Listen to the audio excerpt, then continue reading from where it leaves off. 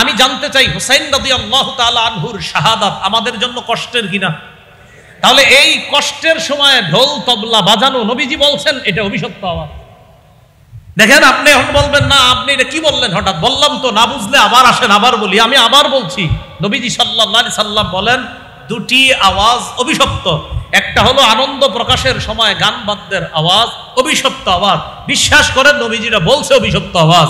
আর একটা আওয়াজ বিপদের সময় ঢোল তবলা বাজানোর যে আওয়াজটা, এই আওয়াজকে আমাদের হাবিব সাল্লাল্লাহু আলাইহি সাল্লাম বলছেন এটা অভিশপ্ত আওয়াজ। এই অভিশপ্ত কাজ থেকে আমরা বেঁচে থাকবো ইনশাআল্লাহ। মুহররমের 10 তারিখ কেন্দ্র করে এই মাতম শুরু হলো কবে থেকে? হুসাইন রাদিয়াল্লাহু তাআলা আন 61 হিজরির 10ই মুহররম কারবালার প্রান্তরে তিনি শহীদ হলেন, নির্মমভাবে তাকে শহীদ করা হলো। তার শাহাদাতের পর প্রায় 300 বছর পর্যন্ত তাকে কেন্দ্র করে কোনো ধরনের মাতম ছিল না। সর্বপ্রথম বলেন, সর্বপ্রথম 352 হিজরিতে ইরাকে মুইজুদ্দাওলাহ দাইলামি নামক এক ব্যক্তি সর্বপ্রথম মাতমের সূচনা করে। তাহলে শহীদ হইলেন 61 হিজরিতে, এরও প্রায় 300 বছর পর। তার 352 যদি হয় প্রায় 290-92 বছর পর। তো 61 হিজরিতে হুসাইন রাদিয়াল্লাহু তাআলা আনহুকে নির্মমভাবে শহীদ করলো জালেম ইয়াজিদ এবং আরো তার প্রেতাত্মা উবাইদুল্লাহ বিন জিয়াদ সীমার তারা। এরও অনেক বছর পর, প্রায় 292 বছর পর 352 হিজরিতে ইরাকে মুইজুদ্দাওলা আদ-দাইলামি নামক এক ব্যক্তি সর্বপ্রথম এই মাতমের সূচনা করে। এখন বলতে পারেন এই কথা কোথায় লেখা? এই কথা সম্মানিত শিয়া যারা আছে তাদের কিতাবেই লেখা। তার মানে যারা করছে তাদের কিতাবে এই কথাটা লেখা আছে। আপনি বিশ্বাস করেন, আমির আলী শিয়া উনি একটা কিতাব লেখছে আপনার স্পিরিট অফ ইসলাম, এটার মধ্যে তিনি স্পষ্টভাবে বলেছেন যে এটা সর্বপ্রথম 352 হিজরিতে মুইজুদ্দাওলা আদ-দাইলামি নামক এক ব্যক্তি ইরানে এটার প্রচলন করছে। এরপর 362 হিজরিতে মিশরে আল মুইজ্জু লিদীনিল্লাহ নামে ফাতিমি নামক এক ব্যক্তি, প্রথমেরটার নাম হলো মুইজুদ্দাওলা আদ-দাইলামি, পরেরটার নাম আল মুইজ্জু লিদীনিল্লাহ আল ফাতিমি নামক এক ব্যক্তি 362 হিজরিতে এটা মিশরে ব্যাপকভাবে চালু করছে। এরপর বিষয়টা সারা দুনিয়াতে ছড়িয়ে গিয়েছে। এই হলো আপনার মাতমের ইতিহাস। তখন থেকে এই মাতম করা হয়। আশুরা, এটার দ্বারা উদ্দেশ্য হলো মুহররম মাসের 10 তারিখ, সপ্তাহের পর মাস, মাসের পর বছর, সেকেন্ড, মিনিট, ঘন্টা, দিন, সপ্তাহ, মাস, বছর, এইভাবে একের পর এক সময় চলে যায়। গত বছর মুহররম মাসের পর থেকে এই বছর মুহররম মাস পর্যন্ত অনেকে বেঁচে আছে, অনেকে বেঁচে নাই। মুহররম মাসে গত বছর যারা বেঁচে ছিলেন তাদের সবাই পৃথিবীতে এই বছর মুহররমে নাই। এবছর যারা আছে আগামী বছর কারা কারা থাকবে আর কারা থাকবে না এটা আল্লাহ তাআলা জানেন। প্রতিদিন মানুষ চিন্তা করা উচিত আমি নিজেকে কোথায় বিক্রি করে দেই। সহিহ মুসলিমের হাদিস 422 নম্বর হাদিস, কিতাবুত তাহারা, পবিত্রতা অধ্যায়, ইমাম মুসলিম রহমতুল্লাহি আলাইহি হাদিস আনছেন। রাসূলুল্লাহ সাল্লাল্লাহু আলাইহি সাল্লাম বলেন, কুল্লুন নাসি ইয়াগদু, সব মানুষ সকাল করে, ফাবাইউন নাফসা ফামুতিকুহা আও মুবিকুহা, প্রতিটা মানুষ সকালবেলা নিজেকে বিক্রি করে দেয়। ফামুতিকুহা, কেউ নিজেকে আমলের বিনিময়ে জাহান্নাম থেকে মুক্ত করে জান্নাতি হয়ে যায়। আও মুবিকুহা, কেউ আবার নিজেকে ধ্বংস করে দেয়। এজন্য প্রতিদিন উচিত আমার আপনার চিন্তা করা আমাদের সময়গুলা কিভাবে আমরা কাজে লাগাই। প্রতিদিন সকালবেলা সন্ধ্যায় এই 2 বেলা 2টা দোয়া করা উচিত। সকালে দোয়াটা করলে সারা দিনের শুকরিয়া আদায় হয়, রাতে দোয়াটা করলে সারা রাত শুকরিয়া আদায় করার সওয়াব হয়ে যায়। আবু দাউদ এই কিতাবের 5073 নম্বর হাদিস, রাসূলুল্লাহ সাল্লাল্লাহু আলাইহি সাল্লাম বলেন, মান ক্বালা হিনা ইউসবিহু আল্লাহুম্মা মা আসবাহা বি মিন নি'মা ওয়া ফি রিওয়ায়া আও বি আহাদিম মিন খালকিকা ফামিনকা ওয়াহদাকা লা শারীকা লাক ফালাকাল হামদু ওয়া লাকাশ শুকরু। কেউ যদি সকালবেলা এই দোয়াটা করে, আল্লাহুম্মা মা আসবাহা বি মিন নি'মা, আল্লাহ আমার সকাল হয়েছে, যেই নিয়ামতের মাধ্যমে আমার সকাল হলো, ফামিনকা ওয়াহদাকা লা শারীকা লাক, আমি সকাল নামক এই নিয়ামত পেয়েছি, এটা আপনার অনুগ্রহ, শুধুই আপনার অনুগ্রহ, এতে কোনো শরীক নাই। ফালাকাল হামদু ওয়া লাকাশ শুকরু, সমস্ত প্রশংসা আপনার, সমস্ত শুকরিয়া আপনার। নবীজি সাল্লাল্লাহু আলাইহি সাল্লাম বলেন, ফাকাদ আদ্দা, ওই ব্যক্তি আদায় করলো শুক্র ইয়াউমিহি, সারা দিনের শুকরিয়া আদায় করলো। ওয়ামান ক্বালা হিনা ইউসি মিসলা যালিক, সন্ধ্যাবেলায় কেউ যদি এই দোয়াটা পড়ে, তখন শুধু একটা শব্দ পাল্টাইতে হবে। আগের দোয়াটা ঠিক রাইখা শুধু আসবাহার জায়গায় আমসা লাগাইতে হবে। আল্লাহুম্মা মা আমসা বি বিন নি'মা ওয়া ফি রিওয়ায়া আও বি আহাদিম মিন খালকিকা ফামিনকা ওয়াহদাকা লা শারীকা লাক ফালাকাল হামদু ওয়া লাকাশ শুকরু। আল্লাহ, রাত নামক এই নিয়ামত, আমি যে রাতে বেঁচে আছি, যত নিয়ামত ভোগ করতেছি সব আপনার পক্ষ থেকে, আপনার সাথে কোনো শরীক নাই, কোনো অংশীদার নাই, সমস্ত প্রশংসা আপনার, সমস্ত শুকরিয়া আপনার। ফাকাদ আদ্দা শুক্র লাইলাতিহি, সে সারা রাত শুকরিয়া আদায় করে নিল। এজন্য প্রতিদিন এই দোয়াটা পড়া। সূরা ফুরকানের ৬২ নম্বর আয়াতে আল্লাহ তাআলা বলেন, ওয়া হুয়াল্লাযী জাআলাল লাইলা ওয়ান নাহারা খিলফাতাল লিমান আরাদা আইয়াযাক্কারা আও আরাদা শুকুরা।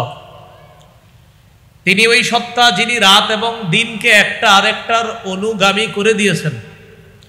রাতের পরে দিন আসবে, দিনের পরে রাত আসবে।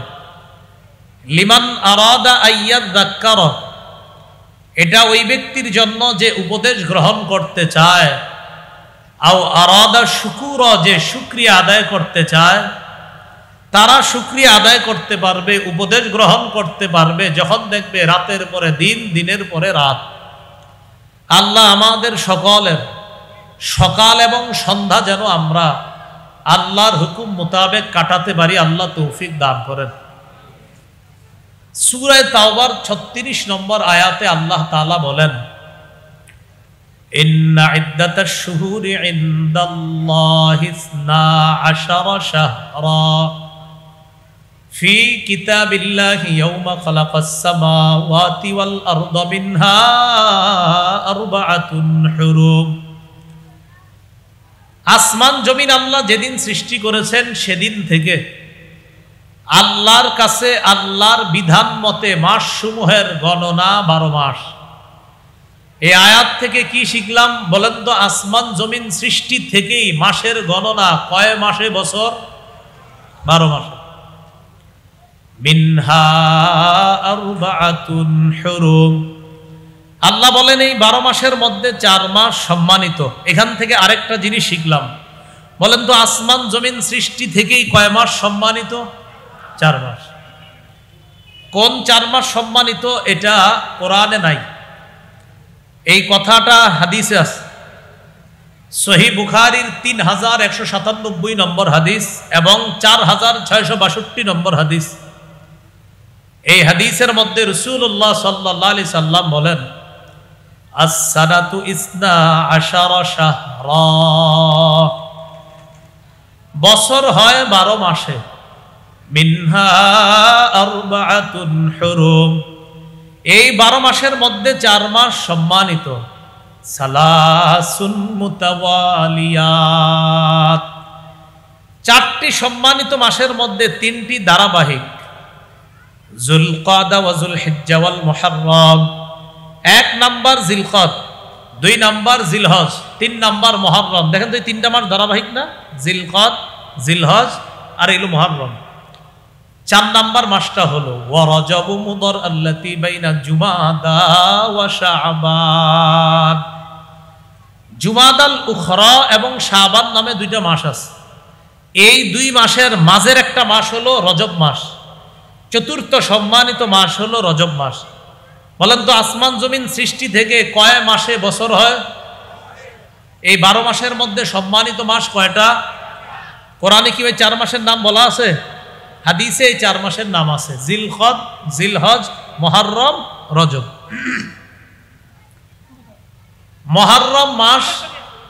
মুহররম মাসের তাৎপর্য এখান থেকেই বুঝে আসে যে আসমান জমিন সৃষ্টি থেকেই মুহররম মাসের সম্মান আল্লাহর কাছে।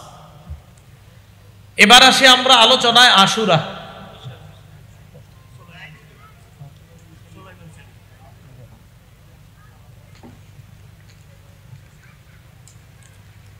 আজকের মাহফিলের সম্মানিত বিশেষ অতিথি জনাব মোহাম্মদ সুলাইমান সেলিম, সংসদ সদস্য ঢাকা 7, তিনি উপস্থিত হয়েছেন।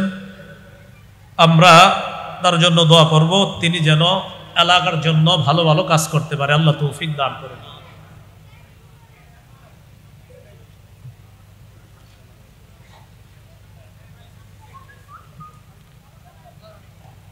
তো রাসূলুল্লাহ সাল্লাল্লাহু আলাইহি ওয়াসাল্লাম সম্মানিত 4 মাসের কথা হাদিসের মধ্যে বলে দিয়েছেন। আল্লাহ তাআলা কোরআনে বলেছেন, রাসূলুল্লাহ সাল্লাল্লাহু আলাইহি ওয়াসাল্লাম হাদিসের মধ্যে বলে দিয়েছেন 4 মাসের কথা, 4 মাসের নাম। এখন হলো মুহররম মাসের মধ্যে আবার 10ই মুহররম, 10ই মুহররম বা আশুরা। এই আশুরার তাৎপর্য গুরুত্ব বুঝে আসে কোত্থেকে? সহিহ বুখারীর 2004 নম্বর হাদিস। কাদিমা রাসূলুল্লাহ সাল্লাল্লাহু আলাইহি ওয়াসাল্লাম আল মাদিনা ফারাআল ইয়াহুদা তাসুমু ইয়াওমা আশুরা। রাসূলুল্লাহ সাল্লাল্লাহু আলাইহি ওয়াসাল্লাম মদিনায় আসলেন। আসার পর দেখলেন ইহুদিরা মুহররমের 10 তারিখে রোজা রাখে। ফাকালা মা হাদা, ক্বালু হাদা ইয়াউমুন সালিহুন নাজ্জাল্লাহু বনি ইসরাঈল মিন আদুওয়িহিম। রাসূলুল্লাহ সাল্লাল্লাহু আলাইহি ওয়াসাল্লাম ইহুদিদেরকে মুহররমের 10 তারিখে রোজা রাখতে দেখা নবীজি সাল্লাল্লাহু আলাইহি সাল্লাম তাদেরকে জিজ্ঞাসা করলেন, এটা কোন দিন যেই দিনে তোমরাও রোজা রাখো? ইহুদিরা জবাব দিল, হাদা ইয়াউমুন সালিহ, এটা একটা পবিত্র দিন, সম্মানিত দিন। নাজ্জাল্লাহু বনি ইসরাঈল মিন আদুওয়িহিম, এই দিনে আল্লাহ তাআলা বনি ইসরাঈলকে তাদের শত্রুদের থেকে মুক্তি দিয়েছেন। ফাসাবাহু মূসা শুকরান লিল্লাহ, বনি ইসরাঈলকে আল্লাহ 10ই মুহররম মুক্তি দেওয়ার কারণে মূসা আলাইহিস সালাতু ওয়াস সালাম আল্লাহর শুকরিয়া আদায় করার জন্য 10ই মুহররম রোজা রাখছে। তাই ইহুদিরাও 10ই মুহররম রোজা রাখে। ফাকালা রাসূলুল্লাহ সাল্লাল্লাহু আলাইহি ওয়াসাল্লাম নাহনু আহাক্কু বিমূসা মিনকুম ফাসামা ওয়া আমারা বিসিয়ামি।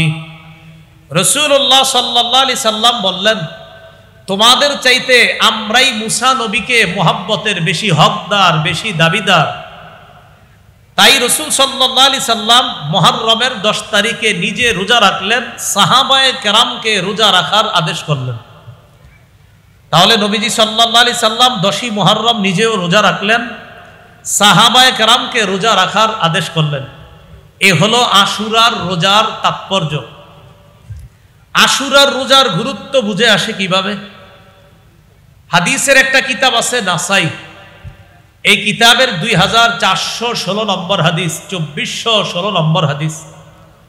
এই হাদিসের মধ্যে আছে আরবাউন লাম ইয়াকুন ইয়াদাহুন্না নবী সাল্লাল্লাহু আলাইহি ওয়াসাল্লাম, 4টি আমল রাসূল সাল্লাল্লাহু আলাইহি সাল্লাম কখনো ছাড়তেন না। আমরা মুখস্থ করে নেই, কয়টি আমল নবীজি কখনো ছাড়তেন না? 4টি। বলেন তো কয়টি আমল নবীজি কখনো ছাড়তেন না? 4টি। 1 নম্বর, সিয়ামা ইয়াউমা আশুরা। এক নাম্বার সিয়ামা ইয়াউমি আশুরা, আশুরার দিনের রোজা। মুহররমের 10 তারিখের রোজা নবীজি ছাড়তেন না। মুহররমের 10 তারিখ আগামীকাল, ইনশাআল্লাহ সবার রাখবো ইনশাআল্লাহ রোজা। তো নবীজি এই আমলটা ছাড়তেন না। 2 নাম্বার ওয়াল আশার, জিলহজ মাসের প্রথম দশকের রোজা নবীজি ছাড়তেন না। 3 নাম্বার ওয়াসালাসাতা আইয়ামিন মিন কুল্লি শাহরিন, প্রত্যেক মাসের 3টা রোজা 13, 14, 15 আইয়ামে বীজের এই 3টা রোজা নবীজি ছাড়তেন না। 4 নাম্বার ওয়া রাকাতাইনি ক্বাবলাল গাদাত, ফজরের নামাজের আগের 2 রাকাত সুন্নত নবীজি কখনো ছাড়তেন না। তাহলে কয়টা আমল নবী কখনো ছাড়তেন না? 4টা। 1 মুহররমের 10 তারিখের রোজা, 2 নাম্বার 10ই জিলহজের প্রথম দশকের রোজা, 3 নাম্বার প্রতি আরবি মাসের 13, 14, 15 এই 3টা রোজা, 4 নাম্বার ফজরের নামাজের আগের 2 রাকাত সুন্নত আল্লাহ রাসূল সাল্লাল্লাহু আলাইহি সাল্লাম কখনো ছাড়তেন না। এই হলো আশুরার রোজার গুরুত্ব। এর পরের আলোচনা আমাদের মুহররম মাসের রোজা রাখার ফজিলত। আমি কিন্তু 10ই মুহররমের কথা বলি নাই, বলছি মুহররম মাসের, মানে মুহররম মাসে রোজা রাখারও ফজিলত আছে। মুহররম মাসে আপনি অনেক বেশি রোজা রাখতে পারবেন, এটারও ফজিলত আছে। সহিহ মুসলিমের বর্ণনা 2645 নম্বর হাদিস, 2645, এই হাদিসের মধ্যে আছে ক্বালা রাসূলুল্লাহ সাল্লাল্লাহু আলাইহি ওয়াসাল্লাম আফজালুস সিয়াম বা'দা শাহরি রমাদান শাহরুল্লাহিল মুহাররম। রাসূলুল্লাহ সাল্লাল্লাহু আলাইহি সাল্লাম বলেন, রমজানের পরে রোজা রাখার জন্য সবচেয়ে শ্রেষ্ঠ মাস হলো মুহররম মাস। শ্রেষ্ঠ মাস হলো রমজান। রমজান মাস তো সেরা রোজা রাখার জন্য। এই রমজানের পরে বাকি 11 মাসের মধ্যে সবচাইতে রোজা রাখার জন্য সবচাইতে শ্রেষ্ঠ মাস হলো ফজিলতের মাস মুহররম মাস। কেন? নবী বলেন এটা শাহরুল্লাহ, এটা আল্লাহর মাস। বলেন তো মুহররম মাস কার মাস? আল্লাহর মাস। ওয়া আফজালুস সালাতি বা'দাল ফরিদাতি সালাতুল লাইল, ফরজ নামাজের পর সবচাইতে শ্রেষ্ঠ নামাজ হলো তাহাজ্জুদ নামাজ। সবচেয়ে শ্রেষ্ঠ নামাজ হলো ফরজ নামাজ, এরপরের শ্রেষ্ঠ নামাজ হলো তাহাজ্জুদ নামাজ। সবচেয়ে শ্রেষ্ঠ রোজা হলো রমজানের রোজা, এরপর শ্রেষ্ঠ মাস রোজা রাখার জন্য যেটা, সেটা হলো মুহররম মাস। তাহলে এখান থেকে আমরা মুহররম মাসে রোজা রাখার ফজিলত বুঝে আসি। এরপরের আলোচনা 10ই মুহররম রোজা রাখার ফজিলত। মাত্র গেল মুহররমের রোজা রাখার ফজিলত, এখন জানবো 10ই মুহররম রোজা রাখার ফজিলত। তিরমিজির বর্ণনা 752 নম্বর হাদিস, এই হাদিসের মধ্যে আছে ক্বালা রাসূলুল্লাহ সাল্লাল্লাহু আলাইহি ওয়াসাল্লাম সিয়ামু ইয়াউমি আশুরা ইন্নী আহতাসিবু আলাল্লাহ আইয়ুকাফিরাস সানাতাল্লাতী ক্বাবলাহ। রাসূলুল্লাহ সাল্লাল্লাহু আলাইহি সাল্লাম বলেন, কেউ যদি 10ই মুহররম রোজা রাখে, আমি নবী আশাবাদী তার আগের 1 বছরের গুনাহের জন্য কাফারা হয়ে যাবে। তার আগের 1 বছরের গুনাহ আল্লাহ মাফ করে দিবে। তাহলে আগামীকাল কিন্তু 10ই মুহররম, এই রোজাটা আমরা রাখার চেষ্টা, আজকে অনেকে রেখেছেন আলহামদুলিল্লাহ, আগামীকাল রেখে ইহুদিদের বিরোধিতা করা। এ হলো আপনার আলোচনা, জানলাম 10ই মুহররম রোজা রাখার ফজিলত। এখন আমরা জানবো 10ই মুহররম আমাদের কি করণীয়। 10ই মুহররম আমাদের কি করণীয়? আমার সাথে একটু বলতে হবে, বলেন মৌলিকভাবে 10ই মুহররম মুসলমানদের জন্য 2টি করণীয়। তাহলে বলেন তো, মুহররমের 10 তারিখ মানে আগামীকাল মৌলিকভাবে আমাদের কয়টি করণীয়? বলেন 1 নম্বর, সারাদিন রোজা রেখে কাটিয়ে দেওয়া। 2, বেশি বেশি তওবা করা। তাহলে সহজে মনে রাখতে পারবেন আগামীকাল আমাদের কয় কাজ? 1 নম্বর, 2 নম্বর তওবা করা। 1 নম্বর রোজা রাখা, 2 নম্বর তওবা। 1 নম্বর সারাদিন যে রোজা রাখবেন কেন, এটার একটা বর্ণনা শুনি। সহিহ মুসলিমের বর্ণনা, রাসূলুল্লাহ সাল্লাল্লাহু আলাইহি সাল্লামের সাহাবী আব্দুল্লাহ ইবনে আব্বাস রাদিয়াল্লাহু তাআলা আনহুমার বর্ণনা, বুখারীতে আছে 2006 নম্বর হাদিস, সহিহ বুখারীর 2006 নম্বর হাদিস। এই হাদিসের মধ্যে আছে আব্দুল্লাহ ইবনে আব্বাস রাদিয়াল্লাহু তাআলা আনহুমা বলেন, মা রাআইতু নবিয়্য সাল্লাল্লাহু আলাইহি ওয়াসাল্লাম ইয়াতাহাররা সিয়ামা ইয়াউমিন ফাদ্দালাহু আলা গায়রিহি ইল্লা হাদাল ইয়াউম ইয়ানি ইয়াউমা আশুরা ওয়া হাদাশ শাহর ইয়ানি শাহর রমাদান। আব্দুল্লাহ ইবনে আব্বাস রাদিয়াল্লাহু তাআলা আনহুমা বলেন, মুহররমের 10 তারিখের রোজা রাখা এই দিনটার চাইতে অন্য কোনো দিনকে এতটা শ্রেষ্ঠত্ব দিতে আর নবীকে আমি দেখি নাই। মুহররমের 10 তারিখের রোজাকে এতটা গুরুত্ব দিতেন নফল রোজার মধ্যে। ওয়াহাদা শাহর ইয়ানি শাহর রমাদান, আর মাস হিসাবে রোজা রাখার ক্ষেত্রে সবচেয়ে শ্রেষ্ঠ গুরুত্ব দিতেন রমজান মাসকে। তাহলে মাস হিসাবে শ্রেষ্ঠ গুরুত্ব দিতেন রমজান মাসকে, আর বাকি 11 মাসের মধ্যে সবচেয়ে দিন হিসাবে মুহররমের 10 তারিখের রোজাটাকে সবচাইতে বেশি শ্রেষ্ঠত্ব দিতেন রাসূলুল্লাহ সাল্লাল্লাহু আলাইহি সাল্লাম। এজন্য আগামীকাল আমাদের কাজ হলো সারাদিন রোজা রেখে কাটিয়ে দেওয়া। 2, কি করা? তওবা। তওবা করার দলিলটা কোথায় পাবো? তিরমিজির বর্ণনা 741 নম্বর হাদিস, 741 741। এই হাদিসের মধ্যে আছে নবীজির সাহাবী আলী ইবনে আবি তালেব রাদিয়াল্লাহু তাআলা আনহুকে এক ব্যক্তি প্রশ্ন করছে। খুব মন দিয়ে হাদিসটা বুঝতে হবে, এই হাদিসটা একটু বুঝার আছে। কোন সাহাবীকে বলেন তো? আলী রাদিয়াল্লাহু তাআলা আনহুকে এক ব্যক্তি প্রশ্ন করছে, আইয়ু শাহরিন তা'মুরুনি আন আসুমা বা'দা শাহরি রমাদান। ওগো নবীর সাহাবী আলী, আপনার কাছে আমি জানতে চাই, রমজান মাসে তো রোজা রাখি, রমজানের পরে বাকি 11 মাসে কোন মাসে বেশি রোজা রাখবো একটু আমারে বলেন তো। আলী রাদিয়াল্লাহু তাআলা আনহু এই প্রশ্ন শুইনা তাকে বললেন, তুমি আমারে যেই প্রশ্নটা করেছো এই প্রশ্নটা আমার জীবনে নবীকে কাউকে করতে দেখি নাই, তবে এক ব্যক্তিকে দেখছি শুধু এই প্রশ্নটা করতে। আমার সারা জীবন কাউকে দেখি নাই এই জাতীয় প্রশ্ন নবীকে করতে, তবে একজনকে দেখছি এই প্রশ্নটা নবীকে করেছে। আবার বলছি, তুমি আমাকে যেটা করেছো এই প্রশ্নটাই নবীকে একজন করেছে আমার জীবনে আমি দেখছি। কয় কি দেখছেন? আলী রাদিয়াল্লাহু তাআলা আনহু বলেন, এই প্রশ্নটা নবীকে এক ব্যক্তি করছে ওই সময় আনা কাঈদুন, আমি নবীর সামনে বসা। ওই ব্যক্তি নবীজিকে প্রশ্ন করছে। তো প্রশ্ন কি আপনারা তো জানেন, একটু আগে বলছি। হযরত আলীকে বলছে রমজানের পর কোন মাসে বেশি রোজা রাখবো, তো সেম প্রশ্ন ওই ব্যক্তি নবীরে করছে, ওগো আল্লাহর রাসূল সাল্লাল্লাহু আলাইহি ওয়াসাল্লাম, রমজানের পর কোন মাসে বেশি রোজা রাখার আদেশ আপনি করবেন?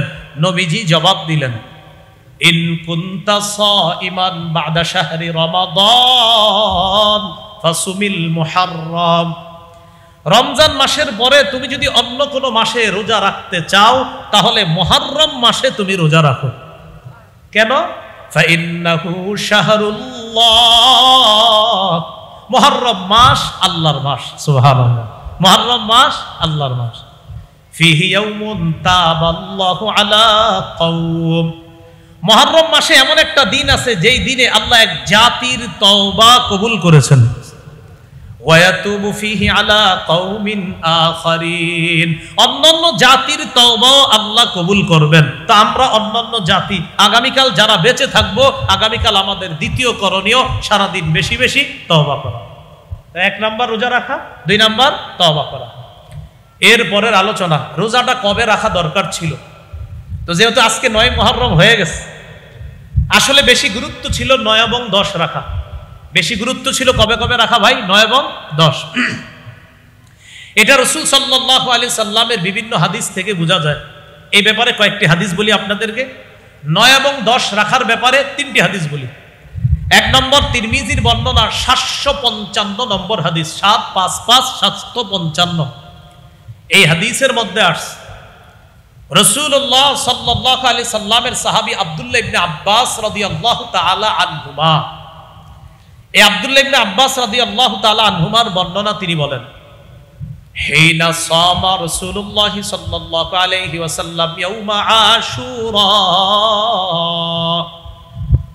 নবী মুহররমের 10 তারিখে যেদিন রোজা রাখতেন, ওয়া আমারা বিসিয়ামিহি, সাহাবীদেরকে আদেশ করতেন রোজা রাখার, তারাও রাখতেন।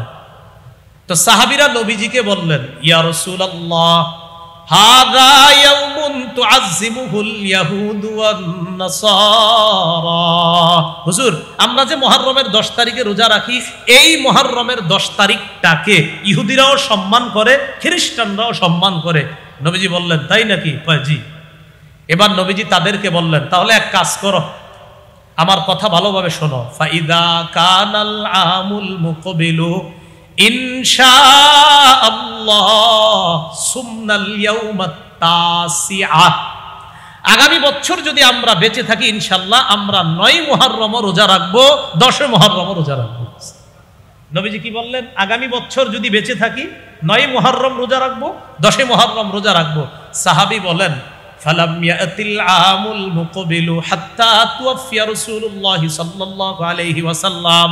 পরবর্তী বছর আসার আগেই আল্লাহ রাসূল দুনিয়া থেকে বিদায় নিয়েছেন। আরে নবীজি সাল্লাল্লাহু আলাইহি সাল্লাম পরবর্তী বছরটা আর পাননি। তবে হাদিস থেকে বোঝা যায় নবী গুরুত্ব দিতে চাইতেছে 9 এবং 10 মুহররম। এবার সহিহ মুসলিমের একটি হাদিস শুনি, 2556 নম্বর হাদিস, 2556, 2556। এই হাদিসের মধ্যে আছে রাসূলুল্লাহ সাল্লাল্লাহু আলাইহি ওয়াসাল্লাম বলেন, লাইন বাকিতু ইলা কাবিলিন লাসুমান্নাত তাসিআহ। আমি যদি আগামী বছর বেঁচে থাকি তাহলে আমি 9 মুহররম রোজা রাখবো। আমি যদি আগামী বছর বেঁচে থাকি তাহলে আমি 9 তারিখ, মুহররমের 9 তারিখেও আমি কি রাখবো? রোজা রাখবো। এই জাতীয় বর্ণনা 2557 নম্বর হাদিস। নবীজি সাল্লাল্লাহু আলাইহি সাল্লাম বুঝায় আগামী বছর বেঁচে থাকলে 9, 10 রোজা রাখবো। ইবনে আব্বাস রাদিয়াল্লাহু তাআলা আনহুমা হাদিসের শেষের দিকে বলেছেন, সুমুল ইয়াউমাত তাসিআ ওয়াল আশিরা, তোমরা 9 তারিখে রোজা রাখো, 10 তারিখে রোজা রাখো। এতটুকু আলোচনায় বুঝলাম 9 এবং 10 রোজা রাখার গুরুত্বটা অনেক বেশি। কারণ আজকে যারা রাখেন নাই তারা কি করবেন? আপনারা ইনশাল্লাহ কালকেও রাখবেন, পরশু রাখবেন, কালকে রাখবেন ইনশাল্লাহ, আর পরের দিন, মানে 10, 11।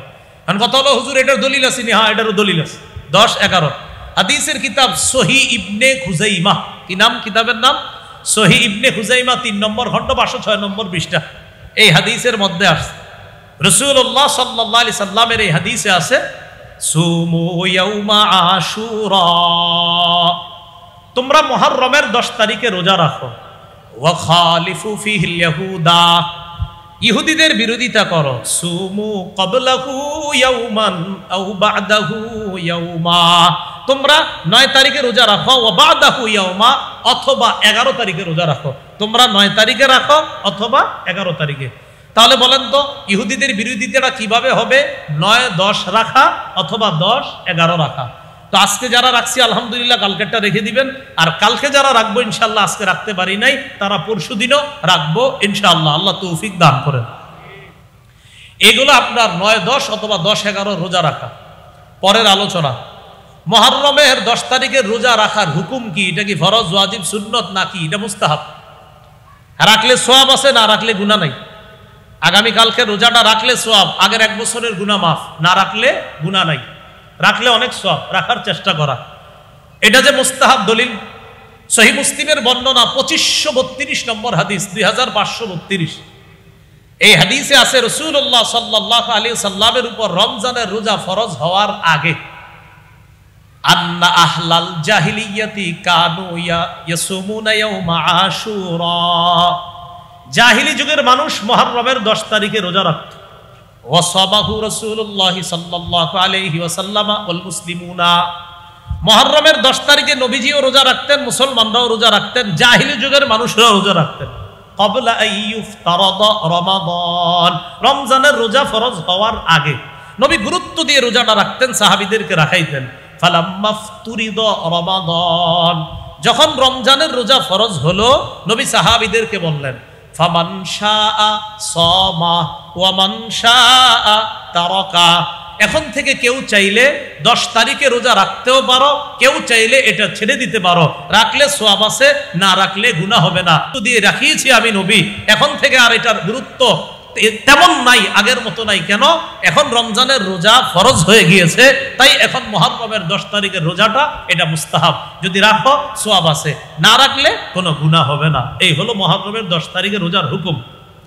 পরের আলোচনা, মুহররমের 10 তারিখে বর্জনীয় কি করণীয় জানছি দুইটা, সারাদিন রোজা রাখা আর তওবা করা। এবার বর্জনীয়, মৌলিকভাবে 7টি বিষয়ে বর্জন করা। একটু বলেন তো কয়টা? 7টা। আমি একবারে বলি, আপনারা খালি মন দিয়ে শুনেন। 1 নম্বর যে বিষয়টা বর্জন করা সেটা হলো তাজিয়া মিছিল বের করা, এটা করা যাবে না।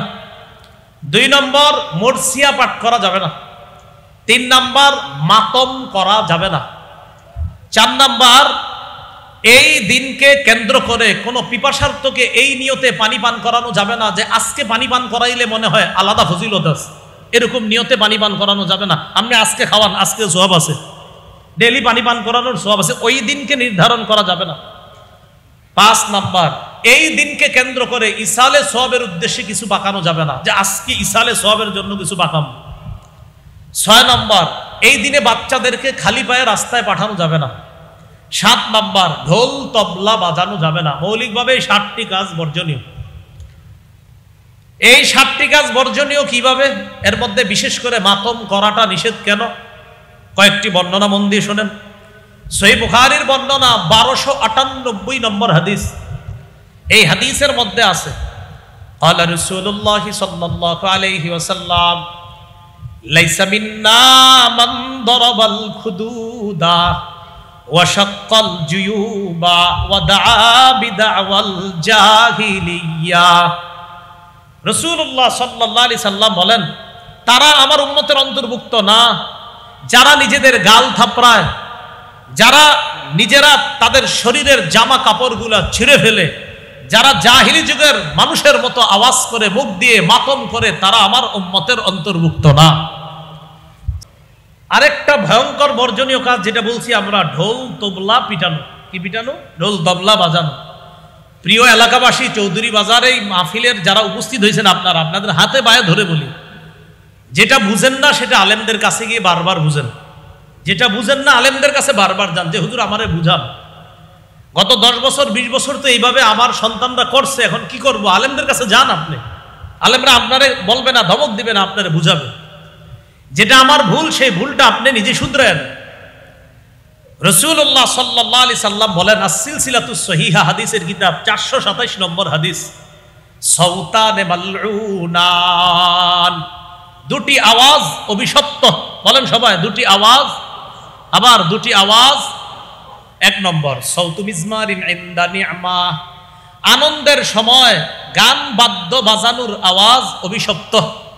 আনন্দের সময় গান বাদ্য বাজানো অভিশপ্ত। জানতে চাই, বিয়ে কি আনন্দের বিষয় না দুঃখের? ওই সময় কি গান বাজনা হয়নি? তাহলে এই আওয়াজটা কিসের? অভিশপ্ত আওয়াজ।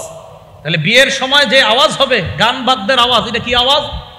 এই দেখেন, এটা বলার পরে অনেকে বলবেন, হুজুর আপনি এটা কথা কইলেন। বললাম না, না বুঝলে আবার আসেন, আবার বুঝাই। এটা নবীজি বলছেন যে আনন্দের সময় গান বাদ্যের যে আওয়াজটা হবে, এটা অভিশপ্ত আওয়াজ। 2 নাম্বার, ওয়াসাউতু, একটা হলো সাউতু মিজবার, আরেকটা হলো সাউতু ওয়াইলিন ইনদা মুসিবাহ, বিপদের সময় ঢোল তবলার আওয়াজ, এটা অভিশপ্ত। কিসের সময় বলেন তো? আমি জানতে চাই, হুসাইন রাদিয়াল্লাহু তাআলা আনহুর শাহাদাত আমাদের জন্য কষ্টের কিনা? তাহলে এই কষ্টের সময় ঢোল তবলা বাজানো, নবীজি বলছেন এটা অভিশপ্ত আওয়াজ। দেখেন, আপনি এখন বলবেন না, আপনি এটা কি বললেন হঠাৎ? বললাম তো, না বুঝলে আবার আসেন, আবার বলি। আমি আবার বলছি, নবীজি সাল্লাল্লাহু আলাইহি সাল্লাম বলেন দুটি আওয়াজ অভিশপ্ত। একটা হলো আনন্দ প্রকাশের সময় গান বাদ্যের আওয়াজ, অভিশপ্ত আওয়াজ। বিশ্বাস করেন, নবীজিরা বলছে অভিশপ্ত আওয়াজ। আর একটা আওয়াজ বিপদের সময় ঢোল তবলা বাজানোর যে আওয়াজটা, এই আওয়াজকে আমাদের হাবিব সাল্লাল্লাহু আলাইহি সাল্লাম বলছেন এটা অভিশপ্ত আওয়াজ। এই অভিশপ্ত কাজ থেকে আমরা বেঁচে থাকবো ইনশাআল্লাহ। এবার গুরুত্বপূর্ণ একটা কথা, মুহররম মাসকে কেন্দ্র করে বলেন ইনশাআল্লাহ, বলেন কখনোই বেদাত করব না। বিশেষ করে বলেন কবর কেন্দ্রিক কোন ধরনের বেদাতগিরি করব না। মুহররম মাসকে কেন্দ্র করে বেদাত করব না, বিশেষ করে কবর কেন্দ্রিক বেদাত করব না। আমাদের দেশে সাধারণত মুহররম, রজব, রবিউল আউয়াল মাস, এই তিনটা মাসে বেশি করে বেদাত হয়। মুহররমে, আর হলো রজব মাসে, আর হলো রবিউল আউয়াল মাসকে কেন্দ্র করে অনেকগুলো বেদাত হয়। এখন আবার আপনার মনে আসবে, হুজুর এটা কি বললেন? বললাম তো, না বুঝলে আবার আসেন, বুঝিয়ে দিই বেদাত কোনগুলা। বিশেষ করে কবর কেন্দ্রিক বাড়াবাড়িটা বেশি হয়। এই ব্যাপারে কয়েকটি হাদিস শুনি আমরা। সহিহ বুখারীর 427 নম্বর হাদিস, রাসূলুল্লাহ সাল্লাল্লাহু আলাইহি সাল্লামের বিবি আম্মাজান আয়েশা সিদ্দিকা রাদিয়াল্লাহু তাআলা আনহা থেকে বর্ণনা, তিনি বলেন, আন্না উম্মা হাবিবাতা ওয়া উম্মা সালামাতা যাকারাতা কানিসাতান রাআইনাহা বিল হাবাশা। উম্মে হাবিবা, উম্মে সালামা নবীজির দুই সম্মানিতা স্ত্রী, আমাদের সম্মানিতা মাতা আম্মা জান উম্মে হাবিবা উম্মে সালামা রাদিয়াল্লাহু আনহুমা হাবশায় একটা গির্জা দেখলেন। গির্জা ফিহা তাসাবির, ওই গির্জার মধ্যে মূর্তি। নাউজুবিল্লাহ পড়ি। গির্জার ভিতরে কি মূর্তি? গির্জা সাধারণত আমরা জানি এটা অন্য ধর্মের ইবাদতখানা, ওই ইবাদতখানার ভিতরে কি মূর্তি। ফাযাকারাতা লিন-নবী সাল্লাল্লাহু আলাইহি ওয়াসাল্লাম, আম্মা জান দুইজন নবীজির কাছে বিষয়টা জানাইলেন, ইয়া রাসূলুল্লাহ, ইবাদতখানার ভিতরে মূর্তি কেন? বিষয়টা বুঝলাম না। তখন নবীজি বললেন, উলাইকা ইযা কানা ফীহিমুর রাজুলুস সালিহু ফামাতা বানাউ আলা কবরিহি মসজিদান উলাইকা শিরারুল খালকি ইনদাল্লাহি ইয়াউমাল কিয়ামাহ। এরা হলো এই সমস্ত মানুষ, কিয়ামতের ময়দানে এই মানুষগুলোর অবস্থা কি হবে এটা বলার আগে নবী বলতেছেন, এই মানুষগুলা হলো এমন মানুষ যাদের মাঝে ভালো মানুষরা মারা যাওয়ার পর তারা কি করত? ওই ভালো মানুষগুলাকে কবর দিত, কবরের উপর তারা সেজদার স্থান বানাইতো। ওয়াসাব্বারু ফীহি তিলকা সুওয়ারা, ওই সেজদার স্থানের ভিতরে আল্লাহর ওলিদের মূর্তি বসায়া দিত। আবার বুঝেন, নিচে আল্লাহর ওলিদের কবর, উপরে হলো মসজিদ বা ইবাদতখানা, আর ওটার ভিতরে ওই নিচে যে ওলিরা শুয়ে আছে ওই ওলিদের মূর্তি। রাসূলুল্লাহ সাল্লাল্লাহু আলাইহি সাল্লাম বলেন, উলাইকা শিরারুল খালকি ইনদাল্লাহি ইয়াউমাল কিয়ামাহ, কিয়ামতের ময়দানে এরাই হলো সবচেয়ে নিকৃষ্ট জাতি হবে, সবচেয়ে নিকৃষ্ট জাতি হবে এরা। বলি নাউজুবিল্লাহ। মুহররমের 10 তারিখ কেন্দ্র করে মাতম শুরু হলো কবে থেকে? হুসাইন রাদিয়াল্লাহু তাআলা আন 61 হিজরির 10ই মুহররম কারবালার প্রান্তরে তিনি শহীদ হলেন, নির্মমভাবে তাকে শহীদ করা হলো। তার শাহাদাতের পর প্রায় 300 বছর পর্যন্ত তাকে কেন্দ্র করে কোনো ধরনের মাতম ছিল না।